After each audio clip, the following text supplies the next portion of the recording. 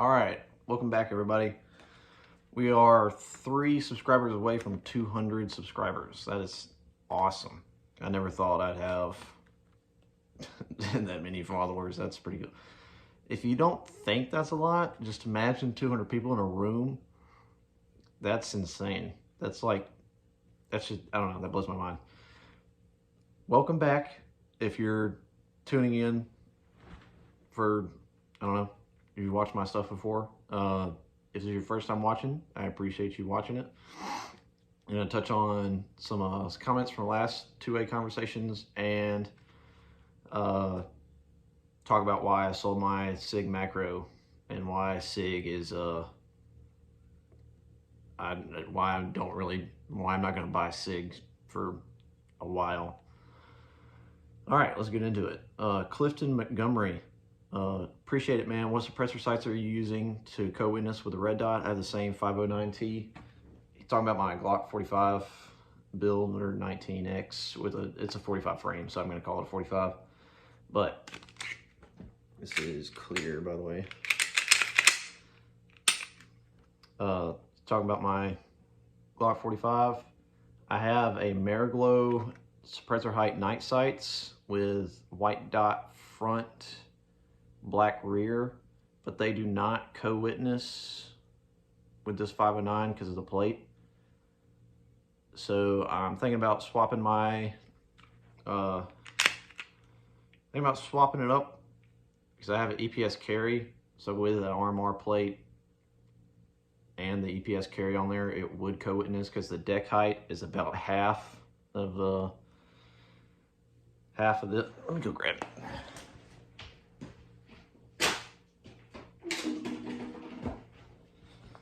Okay.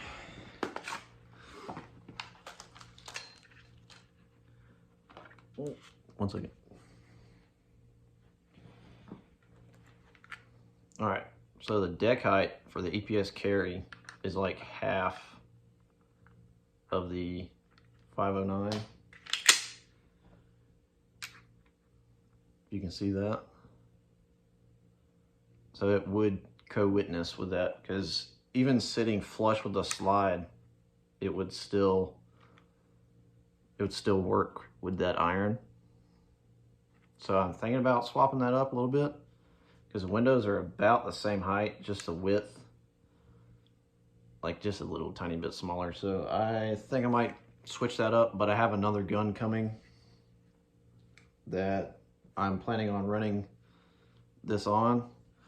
So I don't know, I'll have to figure it out. I might swap them around and run EPS carry on my Glock, but I have to figure that out and just test it out. Another annoying question, Law, if I'm not a collector, then how many pistols are sufficient to train with, if not just one? Same question for rifles. Yeah, basically just one, really. If you're not collecting, because I don't really see myself as a collector. I just like to branch out. I've been buying different brands and different types of, they're all kind of the same. They're mostly just polymer frame, striker fire, double stack handguns. So it's not really different, but I've been buying different manufacturers, not from like a collecting standpoint, but from, I want to see which one fits me best. Glock is it so far, but I have another one coming that I have already held in my hands and it felt fucking amazing. So if it shoots well and carries well and reliability is on point, on par with Glock, I might be having a different opinion, but that will be for later. But just one, really. And you said the same for rifle. Yeah, this is the only rifle that I own. This is what I use, just a standard AR-15 with this is a arrow lower with a just big regular mil-spec upper with a Geisley rail. But this is what I run only. That's the only thing I run. But I had 11.5, but with the whole pistol brace thing going on, I sold it because I just didn't really feel like having the headache. Yeah, just one. that works for you with a shit ton of magazines and plenty of range time. That's what I can tell you. Matthew Couples, thanks for the answer. I think we'll probably just disagree on language. He's talking about from last video, me talking about weapon lights, and well, I guess 2 videos ago.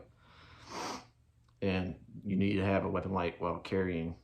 I think we both agree with the statement, carrying a weapon light is useful sometimes and definitely can't hurt you in court, at least based off your reasoning. Yeah, basically. It's funny you brought up the Vulcan reticle. A friend had one, and I'm getting the 507K variant installed on a Ruger Security 380 now. It's pretty nice, but not mandatory. Yeah. This weekend, my training day or my range day was only dynamic shooting. So I was trying to get the weirdest positions possible and get shots off as accurate and as quickly as possible, which is kind of, you know, the point of training. But I only managed to not find my dot once, but I was in a standing position leaning around a pole, brought it up, and it was just slightly too high so I could see my front. Since I can't co-witness, I just saw the front sight post or the front iron, and so I just brought it down. That's the only part where I didn't immediately present with a dot in front of my face. So that's the only time. So it's really not as necessary as some people make it out to be, but I can see how in that one specific scenario, if you don't ever want that to happen, or like you don't, I guess it's more of like a training aid. Like if you don't know how to go about fixing that problem, then the Vulcan reticle would be beneficial to you, but it's definitely not mandatory. Also, leave me a comment on, tell me what you think about that Ruger Security 380, because my grandfather's in the market for a 380, and I'm looking for him as well. So let me know how that works out for you. Mr. J Diesel, what's up, dude? He has a Mr. J Diesel, by the way, left a comment. He has a great YouTube channel on just like customizing the piss out of your firearm. So he has a couple of SIG P320 builds that are sick, a couple of Glock 45 and a CZ P10F, I believe. So if y'all haven't checked that out, y'all might want to look at it. It's pretty cool. Great answers, man. Nice gear setup. Thank you. Training is the best thing to spend your money on. I agree. Yeah, for sure. The GBRS portion was funny. He's talking about last video. They definitely do that. Yeah, they crack me up sometimes. I like their stuff, like their knowledge transfers, but at the same time, there's a little caveat to it. You know, like you gotta take away certain stuff from it. But yeah, definitely training is the best return on investment that you can make in the world of firearms. Because dry fire is the absolute cheapest training you can ever get. You can fix 95% of your issues through dry fire, and then that 5% of issues with live fire is a breeze when you know what you're doing. Like, because you can't diagnose a problem without live fire, but during dry fire you can figure out all the rest of it. So yes, for sure, training is the best thing to buy with your money. Daniel Wozniak, fucking sick ass name. This guy's a discount Clint from Classic Firearms. I love it. You know, dude, I have no idea what you're talking about, and I don't see it. So I'm just kidding. I see it. I am definitely not his son in any way, and he has not sponsored the channel in any way, and I am definitely not a knockoff Classic Firearms. Yep. I mean, definitely not a classic, like, knockoff Classic Firearms. I was waiting for somebody to comment that shit. All right. Why I sold my SIG. I got to work. I carried my SIG in a holster like this, but for the SIG, obviously. But I got to work and was taking it out of my pants to put in my center console. And I looked down. Don't know why I had the idea to look at it, but I did. And I looked at the spare mag and I saw this big old patch of rust. And I thought it was surface rust, which would have been fine because I can just wipe that off with my thumb. It was not surface rust. It was actual rust, and I even tried to scrape it off with my knife. It was not surface rust at all. And the mag I had in my gun was the same way. And I've had those mags get like really fucking dirty too, because the holes in the back are so big, so they get clogged up with dirt if you drop them in the dirt. So yeah, I immediately took my, when I got home, I immediately went to my shop, took my optic off, posted it for sale, and sold it this weekend, like 3 days later. So I do not like that at all. And I was messaging a few guys and they were saying that their 365s do the same thing. And one of them owns a gun shop and he said the 320s also do that, but not as bad. But I don't like the 320 platform to begin with because the height of her bore, and I don't like how it shoots really. So, and they're just kind of expensive for what they are, in my opinion. And another thing I saw about SIG this weekend was on Lucas Botkin's Instagram. If y'all go look at that, he had some of it, like some people sending in videos of them with their SIG, their new Spear LT. It was like a SIG Virtus update V3 or whatever.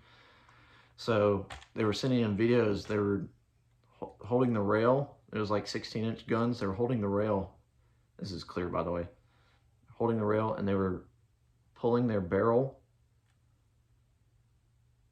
like off center, and it was not returning to center.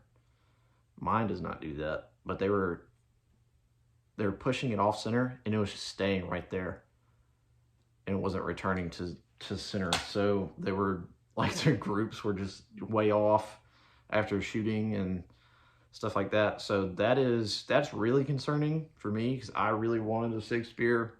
That was going to be like my next rifle purchase.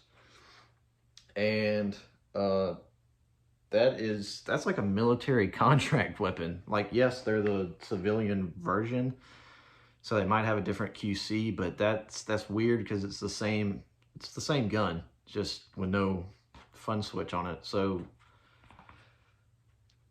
that's really concerning because that's a new production firearm and it's military contract and it's SIG. So you'd think there'd be a QC, like some type of quality control on it. So yeah, I will be avoiding SIG from now on, and this week my new gun should come in. I will keep y'all updated on that. And if y'all have any topics y'all like me to talk about or any comments, I'd love to get to them in the next video. So appreciate y'all for watching, and y'all have a good Memorial Day, or I hope y'all had a good Memorial Day. So, all right, appreciate you. Have a good one.